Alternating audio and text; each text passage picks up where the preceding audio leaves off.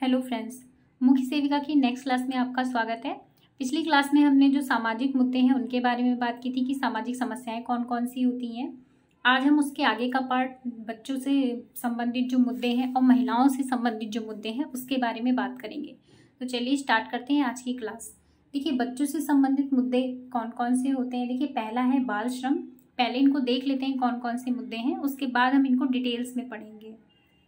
Next है हमारा बाल विवाह हो गया, कुपोषण हो गया, बच्चों पर महामारी का प्रभाव हो गया, बालिकाओं के प्रति जो लैंगिक पूर्वाग्रह हो गया और बाल उत्पीड़न हो गया। नेक्स्ट है बाल अश्लीलता हो गया और बाल मृत्यु दर। तो ये जो इतने टॉपिक हैं 8, तो ये बच्चों से संबंधित जो टॉपिक हैं, जो मुद्दे होते हैं बच्चों से संबंधित, उनके बारे में हम बात करेंगे। देखिए, पहला है हमारा बाल श्रम। अब बाल श्रम क्या होता है? देखिए, बाल श्रम का जो अर्थ है वो आमतौर पर क्या होता है कि भुगतान के साथ या बिना भुगतान के किसी भी शारीरिक कार्य में बच्चों को रोजगार देना, वो क्या कहलाता है? वो बाल श्रम कहलाता है। अच्छा, देखिए, बाल श्रम में क्या होता है कि बाल श्रम में जो छोटे बच्चे होते हैं, जैसे देखिए 5 से 14 वर्ष की आयु वर्ग के जो बच्चे होते हैं, तो उनको किसी भी काम में लगा देना, ये बाल श्रम की श्रेणी में आता है। और देखिए, अगर इनके आंकड़ों की हम बात करते हैं तो देखिए 2011 की जनगणना के अनुसार जो 5 से 14 साल के जो बच्चे थे, उनमें क्या है, मतलब 5 से 14 वर्ष की जो आयु वर्ग में बच्चे हैं, ये देखिए इनका 259.6 मिलियन में से 10.1 यानी 10.1 मिलियन जो कामकाजी बच्चे हैं। अब देखिए कितना बड़ा आंकड़ा है। भले ही देखिए 2011 के जो कामकाजी बच्चों की संख्या में 2001 में 5% से 3.9% की गिरावट आई है, लेकिन संयुक्त राष्ट्र सतत विकास के जो लक्ष्य हैं, यानी अगर हम SDG की बात करें, ठीक है, तो इसके जो लक्ष्य है वो 8.7 को पूरा करने के लिए जो गिरावट की दर है वो पूरी तरह से अपर्याप्त है। अब देखिए, जो कि क्या है कि अब निश्चित रूप से है कि बाल श्रम को कम करने के लिए ये सारी चीज़ें लाई गई हैं सरकार द्वारा। आपने देखा होगा कि जैसे अगर संविधान की बात करते हैं तो अनुच्छेद 21A है, उसमें क्या दिया हुआ है कि 6 से 14 वर्ष की जो आयु के बच्चे हैं उन्हें मौलिक अधिकार के रूप में मुफ्त शिक्षा का प्रावधान किया गया है। अभी इसमें देखिए प्राइमरी स्कूल जो होते हैं उनमें ये चीज़ें लागू रहती हैं कि आप जो है बच्चों को, जो 6 से 14 वर्ष के बच्चे हैं, उनको निःशुल्क शिक्षा दी जाएगी। उसमें बुक्स भी मिलती हैं और खाना भी मिलता है, सब कुछ मिलता है। प्राइवेट स्कूल्स में भी रहता है 25% जो गरीब बच्चे हैं उनको भी। देखिए, आगे हम बात करते हैं बाल विवाह के बारे में। देखिए, बाल विवाह क्या होता है? आमतौर पर जो है भारत में जो है कुछ समाज में प्रचलित होती हैं, ठीक है। ये भी एक सामाजिक घटना के अंतर्गत आएगा, जहाँ क्या होता है कि छोटे बच्चों की शादी करा दी जाती है, जो 15 साल से जो कम एज के बच्चे होते हैं। उसमें क्या होता है, या तो कभी कभी जो बालिकाएं होती हैं जो कम एज की हैं उनका किसी वयस्क व्यक्तियों से विवाह करवा दिया जाता है, या तो क्या किया जाता है कि सेम एज के जो बालक होते हैं उनसे उनका विवाह करवा दिया जाता है। अच्छा, देखिए, जो सेम एज के जो बच्चे होते हैं, जैसे 15 साल के लड़के और लड़कियां हैं, तो उनका बचपन में जो बाल विवाह कर दिया जाता है, उनमें क्या होता है कि उनका विवाह कर दिया जाता है पूरे रीति रिवाज के हिसाब से। लेकिन जो उनको भेजते हैं, जो उनके ससुराल में जब भेजा जाता है उनको, तो उनके जो माता पिता होते हैं, जब उनकी विवाह योग्य आयु हो जाती है उनको, तब वो वहाँ भेजते हैं, इससे पहले नहीं भेजते हैं। आगे देखते हैं कि देखिए यूनिसेफ के जो हालिया विश्लेषण से पता चलता है कि जो दुनिया की 3 बाल वधुओं में से एक जो है वो भारत में रहती है, यानी कि भारत में 3 में से 1 महिला रहती है, ठीक है। आगे देखते हैं कि इसने देखिए क्या है कि भारत को जो कोविड-19 के विरोधियों के जो कारण हैं, इनमें क्या है, ये बाल विवाह हैं उनमें वृद्धि। आगे देखते हैं कि हम ये जो कुपोषण है, बच्चों के जो मेन मुद्दे होते हैं उनमें कुपोषण सबसे बड़ा कारण होता है। अगर बच्चों की बात करें, अगर वो कुपोषित हैं तो उनका शारीरिक और मानसिक दोनों विकास में जो है वो बाधा पहुंचती है। अब देखिए, भारत की बात करें तो भारत में जो है कुपोषण के कुल 5 साल से कम, मतलब जो 5 साल से कम एज के जो बच्चे हैं उनकी मौत हो जाती है, ठीक है। उनका जो 68% फीसदी जो बच्चे हैं उनकी मौतों का आंकड़ा है ये। और कुल विकलांगता समायोजित जो जीवन वर्षों की बात करें तो उनमें 17% है, ठीक है, यानी 17% जो बच्चे हैं वो विकलांग हो जाते हैं। बाकी बात करते हैं कि देखिए भारत जो है दुनिया के जो लगभग 30% लोग हैं वो अविकसित बच्चों का घर है, यानी कि भारत में 30% इसका आंकड़ा है कि जो बच्चे वो अविकसित हैं। और 5 वर्ष से कम एज के जो बच्चे हैं वो 50% हैं जो गंभीर रूप से कमज़ोर हैं, जिनको किसी न किसी प्रकार की शारीरिक और मानसिक बीमारी होती है। इसके अलावा अगर हम भारत में क्या है वो दुनिया में मतलब भारत जो है दुनिया में लगभग आधे यानी बर्बाद या तीव्र कुपोषित अगर इनकी बात करें तो ये बच्चों का घर है, यानी कि भारत में सबसे ज़्यादा इसकी जो स्थिति है वो गंभीर है।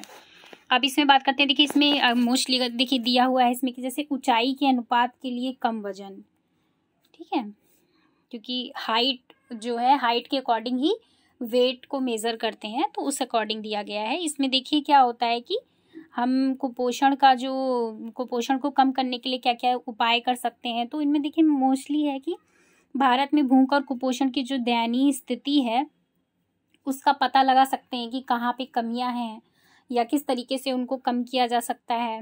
उसके अलावा देखिए कुपोषण के जो बहुआयामी निर्धारक हैं उनका पता लगा के, और जो है भारत में जो कुपोषण पर कोविड-19 का प्रभाव पड़ा है वो किस प्रकार से कम किया जाए जिस वजह से ये समस्या आई थी वो सही हो जाए। अब कुपोषण से लड़ने के लिए सरकार ने क्या क्या प्रयास किए हैं उनको जान के और उनके थ्रू उनका जो है निवारण किया जाए, ये सारी जो चीज़ें हैं वो इसमें सहायक जो है सिद्ध होंगी। आगे देखते हैं हम बच्चों पर जो है वो महामारी है उसका क्या प्रभाव पड़ा है। देखिए उनके मानसिक स्वास्थ्य पर, उनकी मेंटल हेल्थ होती है, किसी की भी जो है वो मेंटल हेल्थ जो होती है वो विकास के लिए सबसे अधिक कारगर होती है। तो अब देखिए स्कूल के जो जल्दी बंद हो गए, अभी देखिए 2 साल तो लगभग स्कूल में बच्चों का आना जाना बिल्कुल ही बंद था, तो जो भी छोटे बच्चे पढ़ना लिखना सीख गए थे वो सभी उनका एक तरीके से मानिए वो 0 के बराबर हो गया। सारी चीज़ें वर्क टू होम हो गई, सब बच्चे स्कूल में पढ़ते थे, तो वही इसमें दिया हुआ है कि स्कूलों के जल्दी बंद होने पर या उसके खुलने की जो अनिश्चितता थी उन बच्चों के मानसिक स्वास्थ्य पर प्रतिकूल प्रभाव पड़ा है। जो पहले से ही महामारी के तनाव में थे उनमें क्या हुआ है कि स्कूलों में परीक्षा को लेकर अनिश्चितता की चिंता बढ़ा दी है। बहुत सारे बच्चे प्रमोट हो गए हैं और बहुत सारे बच्चे ऐसे ही जो प्रमोट होके पास हुए हैं, तो आगे उनकी पढ़ाई का, तो कुल मिला के जो कोरोना जैसी महामारी है उसका भी उनकी जो मेंटल हेल्थ है उस पर भी बहुत प्रभाव पड़ा है। आगे देखते हैं कि देखिए मानसिक स्वास्थ्य पर जो इनका प्रतिकूल प्रभाव पड़ा है उसमें क्या है, चिंता है, अवसाद है, नींद की गड़बड़ी है, ये सभी कारण इसके लिए जो है वो जो है देखिए अगर हम बात करें कि बच्चों पर महामारी का क्या प्रभाव पड़ा है, तो देखिए मेंटली रूप से अगर हम बात करें मानसिक तौर पर तो उनके जो स्वास्थ्य पर है वो बहुत ज़्यादा प्रभाव पड़ा है। और किसी भी बच्चे के लिए या किसी भी व्यक्ति के लिए उसके मानसिक विकास जो है वो एक कुंजी का कार्य करता है जिसके थ्रू वो समाज में अपनी योग्यता को दिखाता है, ठीक है। अब देखिए बच्चों का क्या हो गया कि स्कूल के जल्दी बंद होने से और इसके खुलने की जो अनिश्चितता है उन बच्चों के मानसिक स्वास्थ्य पर प्रतिकूल प्रभाव पड़ सकता है। जैसे अभी क्या हुआ, जैसे कोरोना आया था तो उसकी वजह से साल 1.5 साल स्कूल बंद रहे, उसके बाद फिर बीच में खुले फिर बंद हो गए, तो इसकी जो अनिश्चितता है उससे बच्चों की मेंटल हेल्थ पे भी फ़र्क पड़ता है, क्योंकि बहुत सारे बच्चे प्रमोट हो गए हैं तो उनकी एजुकेशन भी उस पर भी फ़र्क पड़ा हुआ है, ठीक है। आगे देखते हैं, जैसे ये दिया हुआ है इसमें कि महामारी के कारण जो है बच्चों में वो मानसिक तनाव पैदा हुआ है। अब देखते हैं इसे स्कूल में जो परीक्षाओं को लेकर अनिश्चितता है, जैसे मैंने बताया आपको बहुत सारे बच्चों को प्रमोट कर दिया गया है, साल भर बच्चों ने पढ़ा और लॉकडाउन के थ्रू जो भी उनको ऑनलाइन क्लासेस दी गई उसके बाद में जब पढ़ाई हुई उसके बाद में पेपर की बारी आई तो उनको प्रमोट कर दिया गया, फिर उसके बाद उनको पढ़ाया गया, तो कुल मिला के सारी अस्त व्यस्त जो ज़िंदगी है उसमें उनको बहुत ज़्यादा इफ़ेक्ट किया। अब देखिए इसमें क्या हुआ है, ये जो स्थितियां पैदा होती हैं इनमें क्या होता है, ये बच्चों के मानसिक स्वास्थ्य पर जो है वो प्रतिकूल प्रभाव डालती हैं। इससे क्या होता है, बच्चों में चिंता हो जाती है, अवसाद और नींद की गड़बड़ी, ये सारे कारण हो जाते हैं, जिस वजह से क्या होता है कि परिवार में अक्सर जो है वो आर्थिक स्थिति को खराब करता है, जिसके परिणाम स्वरूप क्या होता है कि बच्चों का खराब शैक्षणिक प्रदर्शन हो जाता है। और जब बच्चे पढ़ने लिखने में जो है वीक हो जाते हैं तो उनको जो है वो खुद ही से सोचने लगते हैं कि हमें स्कूल छोड़ देना चाहिए और उनको स्कूल छोड़ना पड़ता है। तो ये सारे रीज़न भी हैं जो बच्चों के मुद्दों में शामिल किए जाते हैं। आगे देखते हैं। जो बच्चे देखिए स्कूल छोड़ देते हैं उनमें क्या होता है, फिर वो मादक द्रव्यों का जो सेवन है वो अधिक करने लगते हैं। और क्या होता है कि माता पिता को जो खोने वाले किशोर होते हैं, ठीक है, किशोर भी जो है वो अधिक यौन जोखिम जो भरा हुआ है वो व्यवहार करते हैं। तो ये सारे कारण होते हैं जो बच्चों को प्रभावित करते हैं। अच्छा, अगर इससे बाहर निकलने की बात करें हम तो क्या करेंगे कि बच्चों की जो सुरक्षा है उसके प्रति जो सुरक्षा है उसकी जो प्रक्रिया कैसे लागू की जाए उनकी। नेक्स्ट देखिए, बात करते हैं हम बाल उत्पीड़न के बारे में। ठीक है, देखिए बाल उत्पीड़न क्या होता है कि बाल जो शोषण है उसमें क्या होता है कि बाल शोषण को चोट, यौन शोषण या फिर लापरवाही से इलाज, ठीक है, या फिर बच्चे के साथ दुर्व्यवहार के रूप में परिभाषित किया गया है। यानी किसी भी प्रकार का बच्चों को चोट दी जाए या यौन शोषण किया जाए या लापरवाही से इलाज किया जाए, ये सारा जो है ये बाल उत्पीड़न की श्रेणी में आता है। अब देखिए क्या होता है कि अगर इसको जो WHO के अनुसार अगर हम समझें तो इसमें क्या होता है कि WHO के अनुसार अगर हम इसको देखें तो इसमें देखिए क्या होता है कि जो शारीरिक है, मानसिक है, भावात्मक है और मनोवैज्ञानिक या उपेक्षा या शोषण के रूप में अगर हम बात करें तो बाल शोषण इसके विभिन्न रूपों में भारत में हर जगह पाया जा सकता है। ऐसा नहीं है कि बाल शोषण जो है सिर्फ गांव में ही पाया जाता है, तो बाल शोषण हर जगह हो सकता है, गांव में भी और शहरों में भी। अब देखिए क्या है कि शहरों और ग्रामीण घरों में, अमीर और गरीब घरों में और गलियों, स्कूलों में हर जगह बाल शोषण के जो मामले हैं वो देखे जा सकते हैं। नेक्स्ट बात करते हैं बाल अश्लीलता के बारे में। देखिए पॉस्को अधिनियम 2019 में जो है ये चाइल्ड पोर्नोग्राफी को एक बच्चे से जुड़े यौन स्पष्ट आचरण के किसी भी दृश्य चित्रण के रूप में परिभाषित करता है, जिसमें एक वास्तविक बच्चे से आप प्रभेद एक तस्वीर, यानी बच्चे को जो है कोई भी ऐसी पिक्चर दिखाई जाए या वीडियो क्लिप दिखाया जाए या डिजिटल या कंप्यूटर जनित छवि शामिल होती है। यानी किसी भी प्रकार से बच्चों को जो है ये जो चाइल्ड पोर्नोग्राफी होती है इस तरीके का कोई भी वीडियो दिखाया जाए तो ये क्या होता है, इंडिया चाइल्ड प्रोटेक्शन फंड जो ICPF है, ठीक है, एक रिपोर्ट लेके आया है जो लॉकडाउन के अंतर्गत अगर माने हम, इसमें क्या हुआ है कि ऑनलाइन चाइल्ड जो पोर्नोग्राफी है इसकी जो मांग है वो बहुत तेज़ी से बढ़ गई है, क्योंकि लॉकडाउन में बच्चे फ़ोन से बहुत ही ज़्यादा उनको लगाव रहता है। तो लॉकडाउन में ये सब चीज़ें मोस्टली हुई हैं कि पेरेंट्स का ध्यान नहीं रहा है, तो ये इन चीज़ों की मांग जो है वो बहुत ज़्यादा बढ़ी हुई है।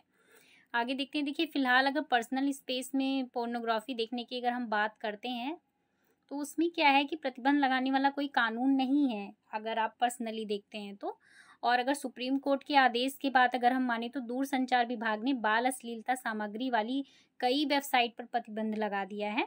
आगे बात करते हैं। जो IT अधिनियम 2002 के अनुसार बच्चों को कोई भी अश्लील सामग्री जो है दिखाना वो दंडनीय है। ठीक है, आप किसी भी तरह की जो है अश्लील सामग्री बच्चों को नहीं दिखा सकते हैं, चाहे वो तस्वीर के थ्रू हो, चाहे वो वीडियो के थ्रू हो या किसी भी कार्टून के थ्रू हो, कैसे भी हो आप उनको नहीं दिखा सकते हैं।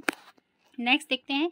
राज्यसभा की जो तदर्थ समिति का गठन हाल ही में सदन के जो सभापति द्वारा है, उन्होंने क्या किया है, बाल पोर्नोग्राफी के मुद्दे और इसके जो भयावह जो परिणाम हैं उनकी व्यापकता की जांच और रिपोर्ट मांगने के लिए किया गया था। समिति ने क्या किया है कि यौन अपराधों से जो बच्चों के जो संरक्षण है, यानी पॉस्को अधिनियम 2012 और IT अधिनियम 2000 में जो महत्वपूर्ण संशोधन है, इनके अलावा जो है वो तकनीकी हैं, संस्थागत हैं। देखिए बात करते हैं हम महिलाओं से संबंधित मुद्दों के बारे में। देखिए सबसे पहला तो इसमें यौन उत्पीड़न आ जाता है। अब यौन उत्पीड़न महिलाओं की जो समस्याएं हैं वो उनमें सबसे बड़ा कारण है।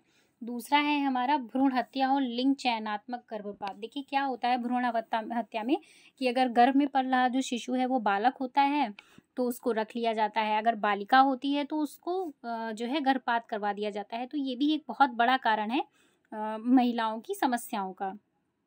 थर्ड देखिए हमारा है घरेलू हिंसा, जो भी आज भी बहुत उच्च स्तर पर बना हुआ है। एक कार्यक्रम चलाया गया है रिंग द बेल, ठीक है, उसके बारे में भी बात करेंगे। और पांचवा देखते हैं हमारा अनैतिक व्यापार जो है, किस तरीके से जो है वो महिलाओं की जो है खरीद फरोख्त की जाती है, उनके बारे में बात करेंगे। अनैतिक जो है व्यवहार व्यापार के परिणाम क्या क्या होते हैं, अपराध से संबंधित जो है कानून कौन कौन से हैं, महिलाओं के अधिकार कौन कौन से हैं, महिलाओं के लिए जो शैक्षिक योजनाएं बनाई गई हैं वो कौन कौन सी हैं, समेकित विकास बाल विकास की जो योजनाएं हैं, ठीक है, ICDS जो है उसके बारे में बात करेंगे, रोजगार के बारे में बात करेंगे, आजीविका के बारे में बात करेंगे, ठीक है। तो स्टार्ट करते हैं। देखिए पहला हम देखते हैं कि यौन उत्पीड़न की अगर हम बात करें तो किस प्रकार से महिलाएं इनसे जो है वो पीड़ित हैं। देखिए बलात्कार करना या करने की कोशिश करना ये क्या होता है, और जैसे यौन हमला करना, किसी से जोर जबरदस्ती करना, ये यौन उत्पीड़न के मामले में आता है। इसमें क्या होता है, देखिए यौन संबंध के लिए अनचाहा दबाव यानी जबरदस्ती आप किसी से करते हैं तो वो भी यौन उत्पीड़न के ही अंतर्गत आएगा। जानबूझकर सटना या ऊपर झुकना या चिकोटी काटना, किसी भी तरीके से आप किसी को किसी की जो है महिला के साथ मिसबिहेव कर रहे हैं तो वो यौन उत्पीड़न की ही श्रेणी में आता है। गंदी निगाहों से देखना, इशारे करना, जैसे आपने देखा होगा मोस्टली बस ट्रक में, मतलब बस वगैरह में और पब्लिक प्लेस पे लोग ऐसा करते हैं। अनचाहे पत्र भेजना, फ़ोन करना, यौन प्रकृति के अन्य साधन भी हो सकते हैं। आगे देखते हैं जबरदस्ती घूमने के लिए ले जाना, ये सारे कारण भी इसके अंदर शामिल होते हैं।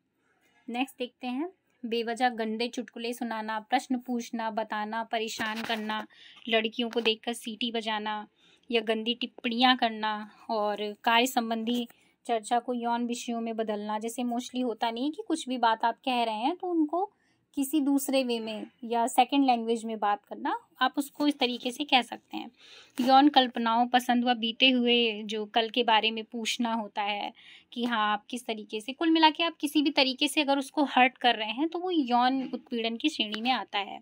किसी को सामाजिक और यौन जीवन के बारे में प्रश्न आप पूछ रहे हैं कि हाँ आप कैसे क्या है, तो वो भी सारी चीज़ें इसमें आती हैं। किसी व्यक्ति के कपड़ों, शरीर व नैन नक्श के बारे में गंदी टिप्पणी करना कि अरे वो देखो कैसा है, वो देखो कैसी है, तो इस तरीके से इशारे और ये सारी चीज़ें जो हैं वो यौन उत्पीड़न की जो है श्रेणी में आते हैं। अब देखिए इसके हानिकारक परिणामों के बारे में अगर हम बात करें तो परिवार और दोस्तों से दूर जाना, उम्र के जो बच्चे हैं उनके साथ बातचीत की, ठीक है। अब देखिए स्वतंत्रता का अभाव होना या सामुदायिक कार्यक्रमों में भाग न ले पाना और शिक्षा के लिए अवसरों की कमी शामिल होना, ये सारे इसके जो है वो हानिकारक परिणामों में शामिल होते हैं। भारत में विवाह के लिए जो है लड़की की जो एज है वो 18 है और जो लड़कों की है वो 21 साल है। ये मैंने अभी ऊपर आपको बताया भी था। नेक्स्ट बात करते हैं, देखिए घरेलू हिंसा के बारे में। घरेलू हिंसा के बारे में अगर हम बात करें तो घरेलू हिंसा को एक घरेलू दुर्व्यवहार यानी बाल विवाह और अंतरंग साथी हिंसा भी कहा जाता है। ये नाम इसके याद रखिएगा, ठीक है। आगे देखते हैं हम। दूसरे तौर पर अगर हम इसे कहें तो ये देखिए क्या होता है, ये अंतरंग संबंध, जैसे क्या होता है शादी है या डेटिंग है या परिवार, दोस्त या फिर किसी भागीदारों द्वारा जो है वो अपमानजनक व्यवहार के रूप में परिभाषित होता है। घरेलू हिंसा क्या होती है कि आप किसी से भी जोर जबरदस्ती या उसको जो है जोर जबरदस्ती करके आप वो चीज़ कर रहे हैं, तो ये चीज़ रहती है कि घरेलू हिंसा में इसको एक तरीके से शामिल कर सकते हैं, ठीक है। आगे देखते हैं हम। घरेलू हिंसा के कई प्रकार होते हैं, जैसे कि देखिए शारीरिक दुर्व्यवहार होता है, एक मिनट इसको इरेज करते हैं, हाँ, जैसे लात मारना हो गया, काटना हो गया, वस्तुएं फेंकना हो गया, यौन शोषण हो गया, भावात्मक दुर्व्यवहार हो गया, जबरदस्ती हो गया, धमकियां देना हो गया, और देखिए ये तिरस्कार करना हो गया, गुप्त दुर्व्यवहार करना, आर्थिक व्यवहार, यानी इतनी सारी चीज़ें देखिए जो है वो घरेलू हिंसा के अंतर्गत आती हैं। सिर्फ मारना पीटना ही नहीं, घर में दुर्व्यवहार करना ही नहीं, ये सारी चीज़ें भी घरेलू हिंसा के अंतर्गत आती हैं। अब देखिए क्या है, घरेलू हिंसा एक दंडनीय अपराध है। ऐसा नहीं है कि आप ये सब जो है वो नॉर्मली कर सकते हैं, नहीं, ये एक दंडनीय अपराध की श्रेणी में आता है। और देखते हैं ये कार्यक्रम है एक रिंग द बेल, इसके बारे में बात करते हैं। देखिए नवीन संचार माध्यम के उपयोग से बेल बजाओ यानी रिंग द बेल्स, ठीक है, बेल बजाओ एक ऐसा राष्ट्रीय अभियान है जिसकी पहुंच जो है वो पूरे भारत में है। ये अभियान क्या है, महिला और बाल विकास मंत्रालय जो है इनके द्वारा ये अभियान राजदूत और फिल्म स्टार जो बमन ईरानी हैं उनके समर्थन में अगस्त 2008 में शुरू किया गया था। देखिए इसका क्वेश्चन पूछ सकते हैं कि रिंग द बेल जो है वो कब स्टार्ट किया गया था, तो अगस्त 2008 में शुरू किया गया था, ठीक है, अगस्त 2008 में शुरू किया गया था, बमन ईरानी ने किया था। आगे देखते हैं हम। अनैतिक व्यापार की अगर हम बात करें, किस तरीके से जो है वो महिलाओं को बेचा जाता है या उनके साथ दुर्व्यवहार किया जाता है। देखिए, विभिन्न प्रयोजनों के लिए बच्चों और औरतों की तस्करी सहित यौन शोषण भी मानवता के खिलाफ अपराध ही है। ठीक है, इसमें क्या होता है कि युवा लड़कियों और लड़कों को बंधक बनाकर काम पर रखना, बेचना और उन्हें शोषण की स्थिति में क्या करते हैं, डालना अनैतिक व्यापार में आता है। आपने देखा होगा कि मोस्टली जो है लड़कियों को और लड़कों को जो है किडनैप कर लेते हैं या उनको किसी भी तरीके से बंदी बना के वो जो है गलत तरीके से उनको यूज़ करते हैं। तो ये सब इसी अनैतिक व्यापार की श्रेणी में आता है। इन्हें वेश्यावृत्ति और गुलामी के लिए जो है मजबूर किया जाता है, जैसे बंधुआ मजदूरी और मालिकों द्वारा नौकर के रूप में क्रूर व्यवहार। ये सब क्या होता है, ये सब इसके अंतर्गत ही आता है, अनैतिक व्यवहार। अच्छा, देखते हैं इसके परिणाम क्या क्या होते हैं। इसके परिणामों की अगर हम बात करें, एक मिनट इसको इरेज करते हैं। इसके परिणामों की अगर हम बात करें तो अनैतिक व्यापार होता है, इसमें पीड़ित जो व्यक्ति होता है, इससे क्या होता है, इसके शारीरिक और आर्थिक समस्याओं का कारण जो है सामना करना पड़ता है। बहुत बार तो क्या होता है कि पुलिस जो है वो दूसरों की पूछताछ जो है वो क्या करती है, परिवार, दोस्तों इत्यादि के सवालों की वजह से पीड़ित व्यक्ति जो होता है उसको लगता है कि वह खुद की वजह से ही पीड़ित है। इस स्थिति में वह स्वयं ही जिम्मेदार है, तो कहीं ना कहीं उसकी मेंटल हेल्थ पे भी जो है वो गहरा असर पड़ता है। आगे देखते हैं, अनैतिक व्यापार जो है वो पीड़ित व्यक्ति जो अनैतिक व्यापार होता है इससे जो पीड़ित व्यक्ति, देखिए आत्महत्या इस शब्द की बात अगर हम करें तो आत्महत्या क्या होती है। देखिए, आत्महत्या में जैसे आत्महत्या का अर्थ होता है कि अपने आप को जान से मारना। देखिए, मोस्टली क्या होता है, कोई भी इंसान अपने आप को जान में क्यों मारता है, देखिए मानसिक असंतुलन दबाव में होता है, यानी वो डिप्रेशन में होता है, या तो वो शराब या नशीली दवाओं का उपयोग ज़्यादा कर रहा होता है, या क्या होता है कि कुछ लोग जो होते हैं ज़्यादातर आत्महत्या की कोशिश इसलिए करते हैं कि वो किसी भी चीज़ से या किसी भी टेंशन से छुटकारा पाना चाहते हैं। हालांकि ऐसा नहीं करना चाहिए, उन्हें मनोवैज्ञानिक चिकित्सा की सलाह लेनी चाहिए।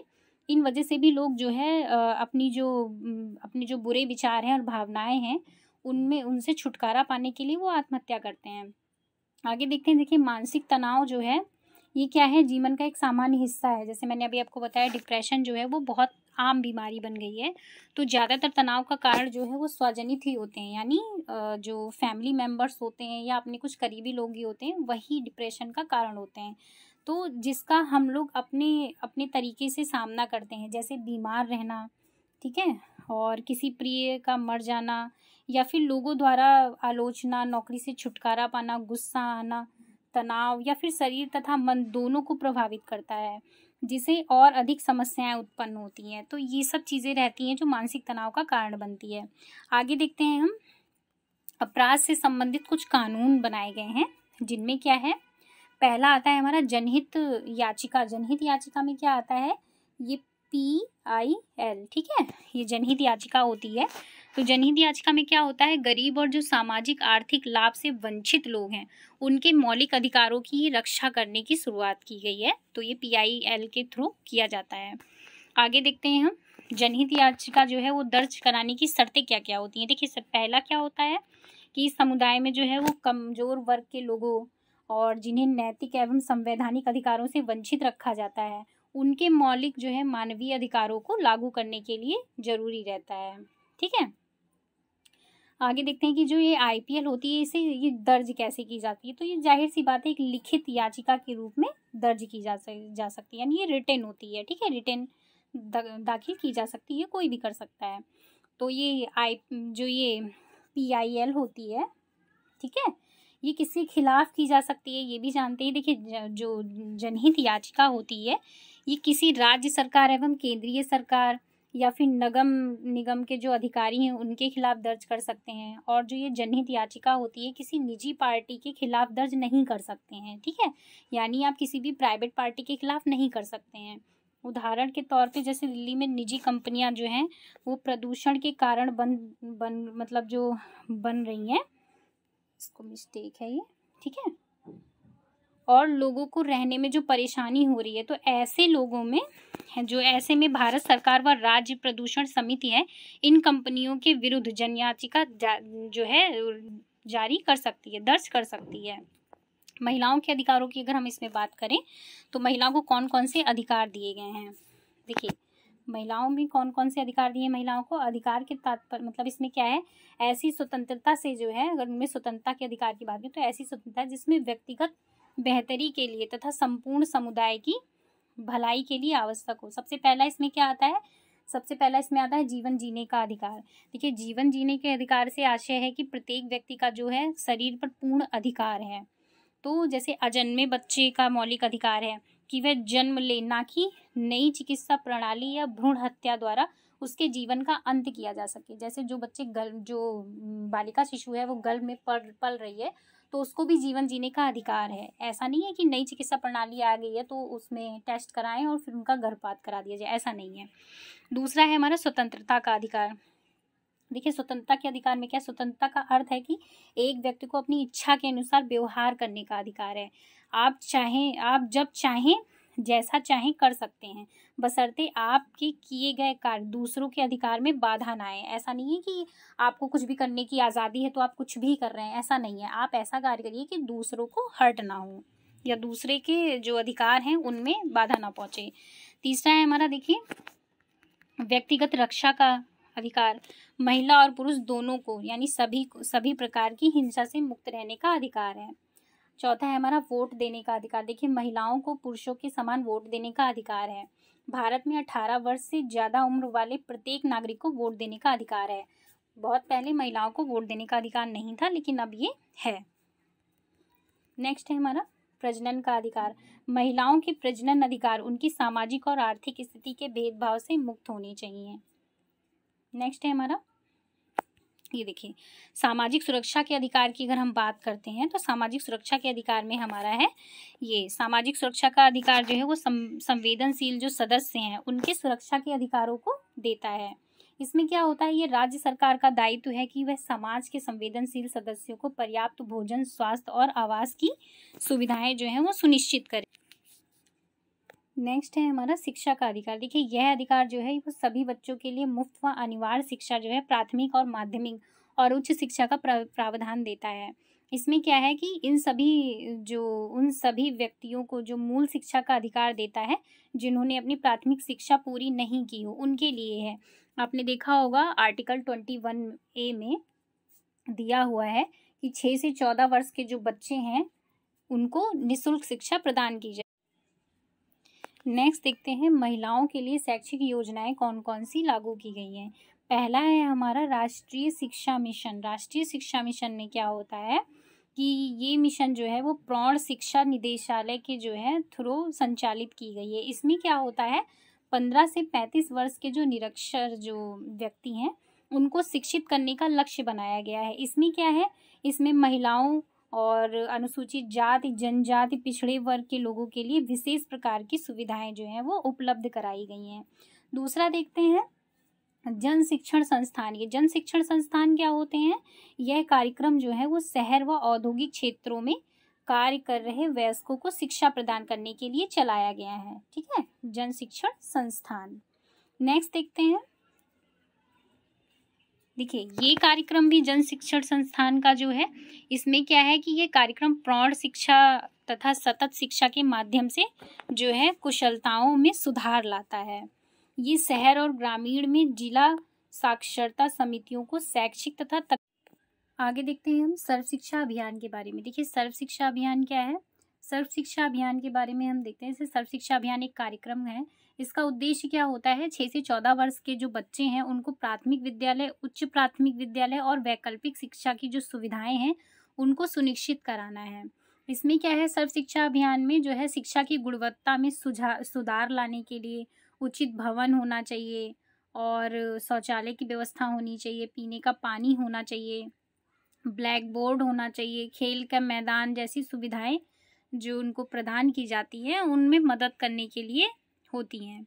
आगे देखते हैं ये समेकित जो विकास है, बाल विकास योजना है जो ये ICDS, ठीक है, ICDS के बारे में पढ़ते हैं। इसमें क्या है कि 0 से 6 वर्ष के जो बच्चे हैं उनके जो पोषण और स्वास्थ्य की स्थिति है उसमें सुधार लाने के लिए इसका जो है क्रियान्वयन किया गया है। बच्चों के उचित मानसिक विकास, सामाजिक और शारीरिक विकास की जो सही नींव है उसका निर्माण करना है। इसमें क्या है कि ये मृत्यु दर है और अस्वस्थता है, उसकी दर है, कुपोषण है और विद्यालयों को जो छोड़ने की दर है उसको कम करना इसका लक्ष्य है। बाल विकास को बढ़ावा देने के लिए जो है विभिन्न विभागों की जो योजनाएं हैं वह उनकी नीतियों को प्रभावकारी व समन्वित करने के तरीके से जोड़ना है इस योजना के जो लक्ष्य है। आगे देखते हैं, पोषण एवं स्वास्थ्य शिक्षा के माध्यम से माँ को बच्चे के सामान्य स्वास्थ्य और उचित पोषण की देखभाल की क्षमता बढ़ाना है। आगे देखते हैं, ये जो योजना है ICDS, इसमें क्या है 14 लाख बस्तियों के लिए सर्वव्यापी जो है कार्य जो है वो किया जा चुका है। इस कार्यक्रम में महिलाओं और बच्चों के लिए निम्नलिखित सेवाएं प्रदान की जाती हैं। सबसे पहला देख लेते हैं कि इसमें क्या दिया जाता है, रोजगार है।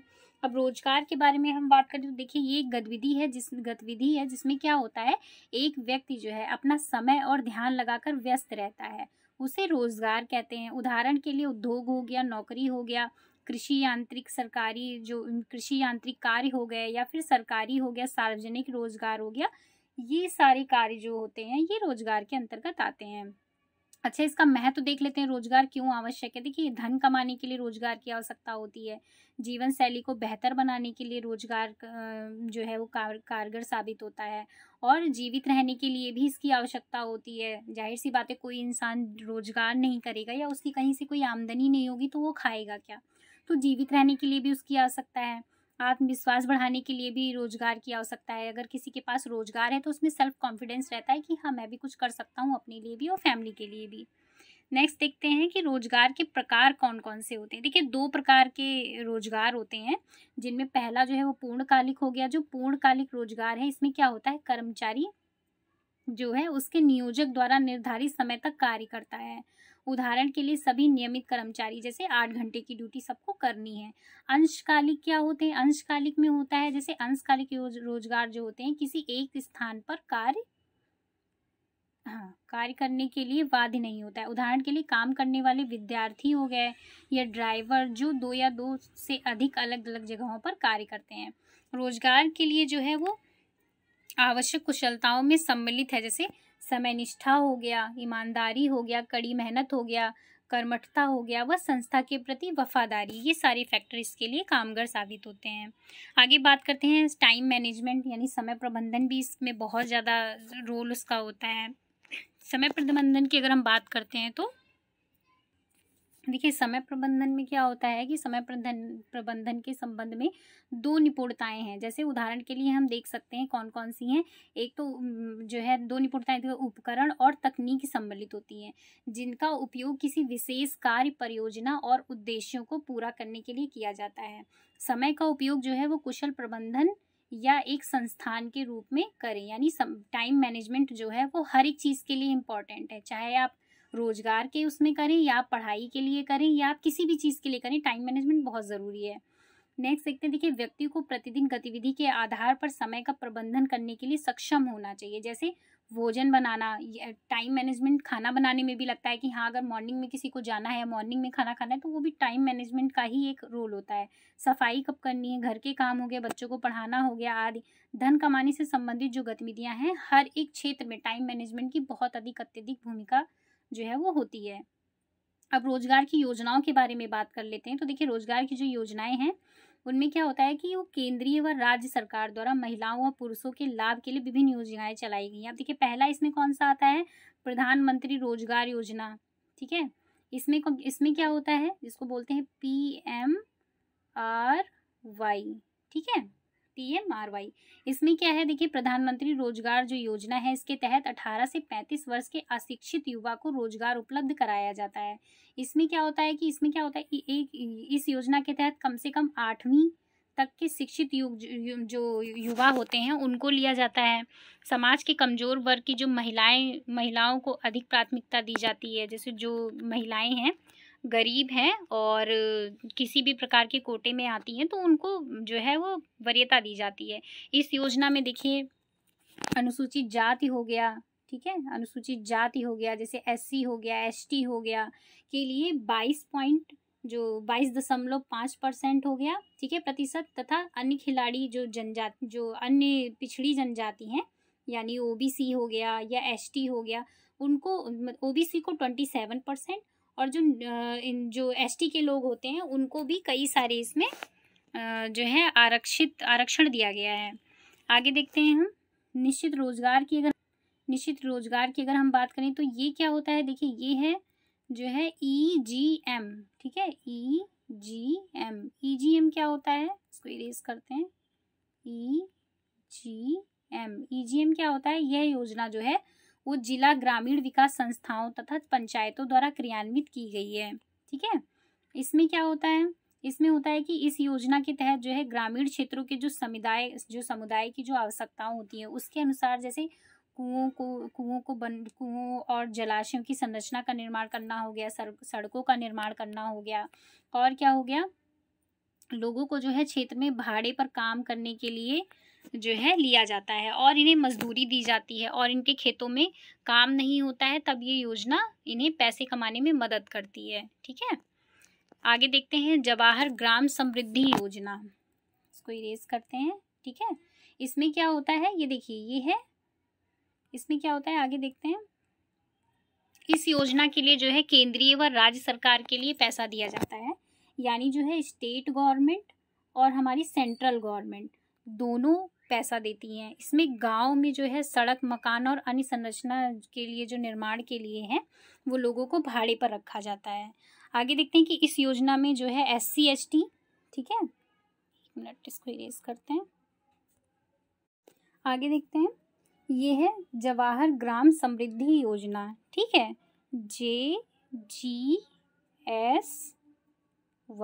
ठीक है। इसमें देखते हैं क्या होता है, ये योजना जो है इसमें क्या होता है कि ये जो केंद्र सरकार है और राज्य सरकार है ये दोनों ही मिलकर इसमें पैसा देती हैं। और इसमें क्या होता है कि जैसे गांव में सड़क हो गया या मकान बन रहे हैं, जैसे प्रधानमंत्री ग्रामीण आवास हो गया, इनके थ्रू जो मकान बनते हैं, और अन्य संरचना निर्माण जो होती है, इन पे जो कार्य पर लोगों को रखा जाता है, भाड़े पर रखा जाता है, तो ये योजना के तहत जो है लोगों को रोजगार दिया जाता है। इसमें क्या होता है कि अनुसूचित जाति के जो लोग हैं, ठीक है, अनुसूचित जाति के लोग हैं, जनजाति के लोग हैं, यानी SC ST के लोग हैं, इनके पास कोई कार्य नहीं होता है, तथा जो गरीबी रेखा से नीचे आते हैं, यानी BPL कार्ड वाले हो गए, तो इनकी मदद के लिए उन्हें कार्य पर रखा जाता है, ठीक है, तथा पैसा कमाने का मौका दिया जाता है। आगे देखते हैं, ये जो स्वर्ण जयंती ग्रामीण स्वरोजगार योजना है, इसमें क्या होता है, इस योजना के अंतर्गत स्वरोजगार से जो संबंधित सभी जो रोजगार हैं वो आते हैं। इस योजना की जो शुरुआत है वो लोगों के स्व सहायता समूह स्थापित करने से की जाती है। इसमें क्या होता है, लघु उद्योग स्थापित करने के लिए प्रशिक्षण और ऋण उपलब्ध कराया जाता है, और इस योजना में प्रत्येक ब्लॉक में गरीबी रेखा से जो नीचे रह रहे लोग होते हैं उनकी मदद की जाती है। इस मदद में उन्हें क्या किया जाता है, काम का सामान, जो काम करने के सामान जो है, काम करने का जो है सामान दिया, जैसे खाना बनाने व बेचने के बर्तन दिए जाते हैं, साइकिल की मरम्मत के लिए उपकरण, या अन्य धन कमाने के लिए उनको जो है वो उपकरण प्रोवाइड कराए जाते हैं। और इनको कुछ जो धन है वो बैंक द्वारा उधार के तौर पर दिया जाता है। जैसे आप अपना स्टार्टअप जो है वो स्टार्ट कर सकते हैं, बैंक आपको इसके लिए कम जो है ब्याज दरों पर वो ऋण देगी। देखते हैं, फिर देखते हैं इसकी जो मदद है वो व्यक्तिगत तौर पर एक परिवार को या किसी समूह के द्वारा की जा सकती है, ठीक है। तो ये इस योजना के अंतर्गत होता है। आजीविका के बारे में जान लेते हैं, देखते हैं क्या होती है। आजीविका का मतलब होता है कि विशेष तौर पर भली भांति पैसा कमाकर स्वयं का भरण पोषण करना है। आप किसी भी तरीके से पैसा कमा रहे हो, आप अपनी फैमिली का जो है भरण पोषण कर रहे हैं, ये आजीविका होती है। आजीविका तथा निर्वाहन का मतलब ना केवल पैसा कमाना तथा जीवित रहना भी है, बल्कि जीवन यापन के लिए सही तौर तरीका भी होना चाहिए। ये नहीं है कि आप सिर्फ पैसा कमा रहे हैं और खा रहे हैं, बस इतना ही नहीं, अच्छा जीवन यापन करना भी इसमें शामिल है। आजीविका के जो विकल्प की उपलब्धता है काफ़ी हद तक लोगों के पास मौजूदा संपत्तियों और साधनों। तो ये हमारा टॉपिक था जिसमें हमने आज सारे जो भी महिलाओं से संबंधित और जो सामाजिक हमारे मुद्दे थे, ठीक है, सामाजिक मुद्दे हो गए, और हमारी महिलाओं से संबंधित मुद्दे थे और बच्चों से संबंधित मुद्दे थे, जितने भी थे सारे हमने एक एक करके पढ़े और विस्तृत हमने इसके बारे में अध्ययन किया। आप इसको अच्छे से वीडियो को देखिएगा, समझिएगा और जो भी मार्केट में प्रैक्टिस सेट आया रहेगा, मैं भी इसमें प्रैक्टिस सेट कराऊंगी। अभी मार्केट में कोई ऐसा आया नहीं है, क्वेश्चन जो भी रहते हैं टॉपिक वाइज वो मैं करा देती हूँ। आप इसको पढ़िएगा अच्छे से। होपफुली आपको वीडियो बहुत अच्छा लगा हो तो लाइक, शेयर एंड सब्सक्राइब करिएगा। धन्यवाद।